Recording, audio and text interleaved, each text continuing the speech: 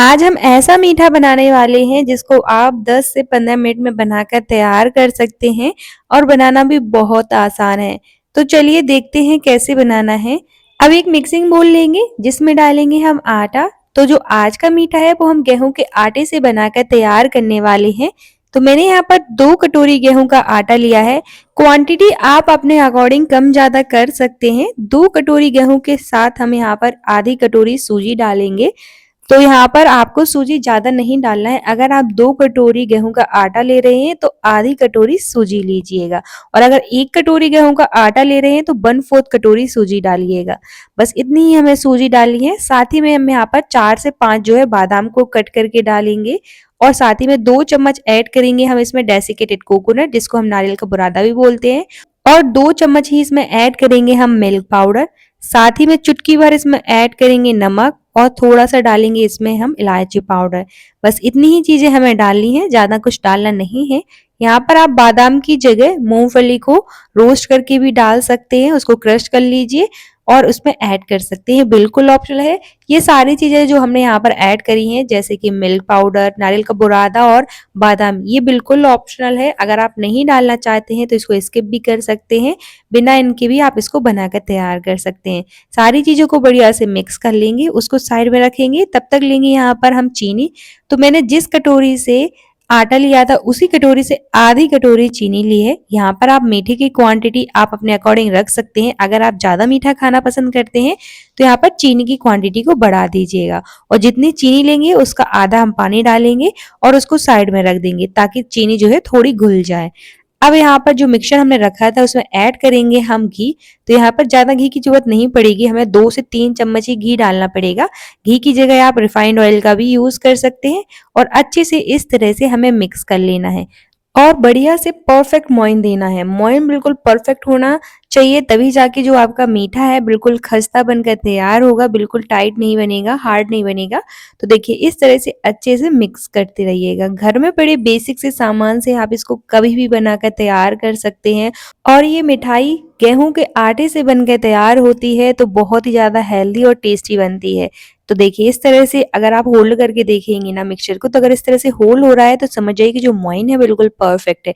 तो इसी तरह का हमें बढ़िया से मोइन देना है। अब देखिए अच्छे से सारी चीजें बढ़िया से मिक्स हो गई हैं, मोइन भी हमने दे दिया है। अब जो हमने चीनी घोल कर रखी थी पानी में उसको डालेंगे। तो यहाँ पर चीनी को हमें बिल्कुल पूरी तरह से नहीं घोलना है, उसका पूरा पानी नहीं बनाना है। थोड़ी जो चीनी के दाने हैं वो भी रहने चाहिए ताकि जब हम इसको खाएं तो बढ़िया से क्रंच आएगा और लुक वाइज भी बहुत अच्छे दिखेंगे। तो इस तरह से थोड़ा थोड़ा करके चीनी वाला पानी डालते जाइए और मिक्स करते जाइए। तो देखिए यहाँ पर बढ़िया से हमें यहाँ पर जो डो है वो टाइट ही डो लगाकर तैयार करना है, सॉफ्ट डो नहीं लगाएंगे, नहीं तो जो हमारा मीठा है बिल्कुल परफेक्ट बनकर तैयार नहीं होगा। और अगर आपको यहाँ पर लग रहा है कि थोड़ी बहुत पानी की जरूरत पड़ेगी तो यहाँ पर आप थोड़ा बहुत पानी और ऐड कर सकते हैं। बस हमें जो डो है वो टाइट डो ही लगाकर तैयार करना है। उससे पहले अगर आप मेरे चैनल पर नए हैं तो चैनल को सब्सक्राइब और वीडियो को लाइक करना ना भूलें और ज्यादा से ज्यादा शेयर करें और मुझे कमेंट सेक्शन में जरूर बताएं कि आप ये वीडियो कहाँ से देख रहे हैं ताकि मैं आपका थैंक्स कर सकूं। तो देखिए हमें इस तरह से बढ़िया से मिक्स करते रहना है। मैंने यहाँ पर थोड़ा सा पानी और ऐड किया है क्योंकि मुझे लग रहा था कि जो हमारा डो है वो बनकर तैयार नहीं होगा। तो यहाँ पर आप थोड़ा सा पानी और ऐड कर सकते हैं। तो बस इस तरह से हमें टाइट डो लगाकर तैयार करना है, सॉफ्ट मत लगाइएगा, नहीं तो आप जब बनाओगे इसको तो बनाने में आपको प्रॉब्लम होगी। इसलिए टाइट डो ही लगाकर तैयार करिएगा। आप घर पर ही बहुत आसानी से ये गेहूं के आटे के बिस्किट बनाकर तैयार कर सकते हैं। मिनटों में बनकर तैयार हो जाते हैं और बाहर से आपको कुछ भी लाने की जरूरत नहीं पड़ेगी। अगर आप हर स्टेप को फॉलो कर रहे हैं तो एक बार में ही आप इतने टेस्टी और परफेक्ट बिस्किट बनाकर तैयार कर सकते हैं बहुत आसानी से।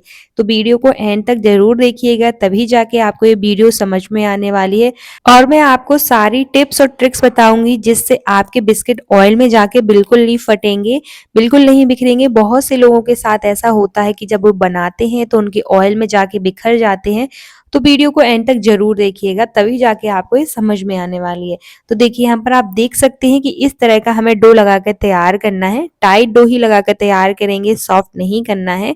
तो बस इस तरह से हमें बढ़िया से टाइट डो लगाकर तैयार कर लेना। इसको हमें रेस्ट पर नहीं छोड़ना है। आप चाहें तो 1 से 2 मिनट के लिए रेस्ट पर रख सकते हैं, लेकिन ज़रूरी नहीं है कि हम इसको रेस्ट पे छोड़ें। यहाँ पर बढ़िया से हमें अच्छे से तुरंत ही बनाकर तैयार कर लेना है। तो देखिए इस तरह का डो बनेगा। आपको लग रहा होगा कि अच्छे से डो लगकर तैयार नहीं हुआ है क्योंकि इसमें क्रैक्स आ रहे हैं, कि कोई दिक्कत नहीं, क्योंकि हमने मोइन दिया था, इसलिए इसकी वजह से इसमें क्रैक्स आ रहे हैं। इस तरह से बढ़िया से डो लगाकर अब हम लेंगे थोड़ा सा पोर्शन। तो यहाँ पर आप साइज अपने अकॉर्डिंग छोटा बड़ा कर सकते हैं और शेप भी अपने अकॉर्डिंग दे सकते हैं। जैसे भी आप इसको शेप में बनाना चाहते हैं उस हिसाब से बनाकर तैयार कर सकते हैं। जैसे मैंने यहाँ पर इस तरह से शेप दिया है। आप चाहे तो ट्राइंगल शेप में भी बना सकते हैं, स्क्वायर शेप में भी बना सकते हैं, या फिर इस तरह से सर्कल के शेप में भी बनाकर तैयार कर सकते हैं। बिल्कुल ऑप्शनल है, जरूरी नहीं है कि आपको इसी तरह से बनाना है। सबसे पहले हम उसको टिक्की की तरह बनाएंगे और हाथों की मदद से इस तरह से उसको बढ़िया से फ्लैट कर देंगे, थोड़ा सा प्रेस करके। और जो क्रैक्स दिख रहे हैं उसको भी अच्छे से इस तरह से उंगलियों की मदद से आप उसको एडजस्ट कर सकते हैं। अब लेंगे हम कोई भी नाइफ ले लीजिए, कोई भी स्पून ले लीजिए, उसकी मदद से इस तरह से डिजाइन बना सकते हैं। तो मैंने यहाँ पर नाइफ को उल्टी साइड से करके इस तरह से डिजाइन बना दी है। ये बिल्कुल ऑप्शनल है। तो बस इसी तरह से हम एक एक करके बनाकर तैयार कर लेंगे। अब करेंगे हम इसको फ्राई।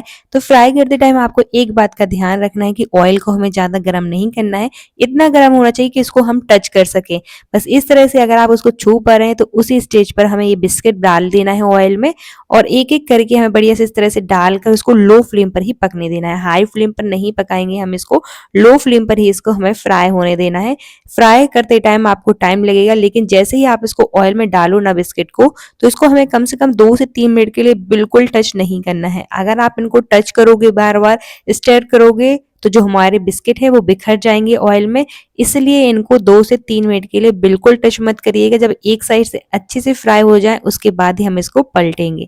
तो इस तरह से बढ़िया से उनको हमें लो फ्लेम पर ही फ्राई करना है, ताकि बाहर और अंदर दोनों साइड से अच्छे से फ्राई हो सके। और ये गरम में बहुत ही ज्यादा सॉफ्ट रहते हैं, इसलिए बिखर सकते हैं। तो इसलिए आराम आराम से इनको इस तरह से पलटिएगा।